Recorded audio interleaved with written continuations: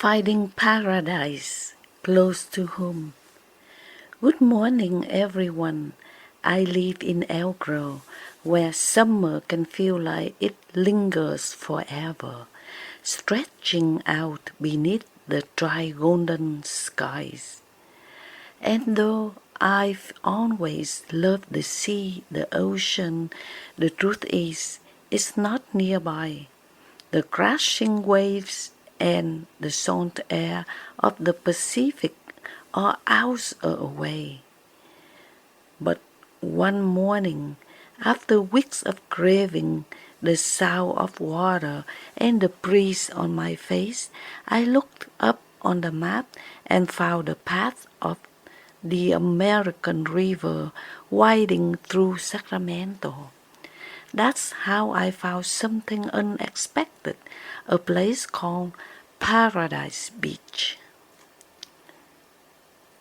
It wasn't a beach in a way people usually imagine, with endless dunes of waves rolling in from the horizon, but it had its kind of quiet magic, something gentler, tucked away near the River Park neighborhood in Sacramento.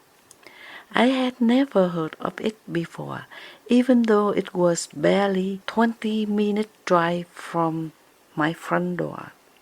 So, on warm Sunday morning, my husband and I packed some sandwiches we tossed in a beach mat without grand expectations, just a desire for peace, for something green and blue.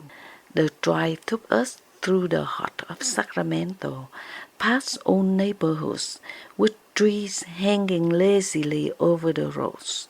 We found ourselves parking at Glenhorn Park, a clean, modest little community park with a public pool, tennis courts, and families gathering under shaded picnic tables. We followed the dirt trail just beyond the pool, walking up and over the levee, and then there it was, Paradise Beach. At the first glance, it didn't look like much, just a curve in the river. But the more we looked, the more we noticed how the river bent gently in the white oxbow, forming a curve where the current flowed. The water glimmered in the sunlight, reflecting cottonwood trees, the bank like quiet guardians. Ducks floated lazily. Everything about the place invited stillness. The beach itself wasn't soft. It mixed between sand and gravel.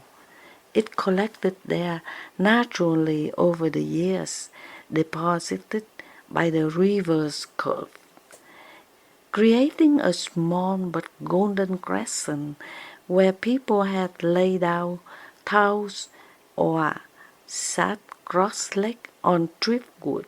A couple was walking their dog, who was already knee-deep in the water, tail wagging like the metronome of joy. We found a spot under a leaning tree and set up our little corner. There was a gentle breeze coming off the river.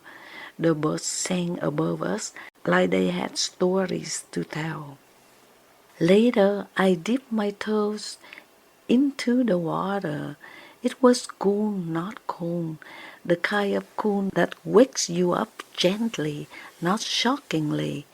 I waded in until the water reaches my knees. It moved around me slowly, like it respected my presence.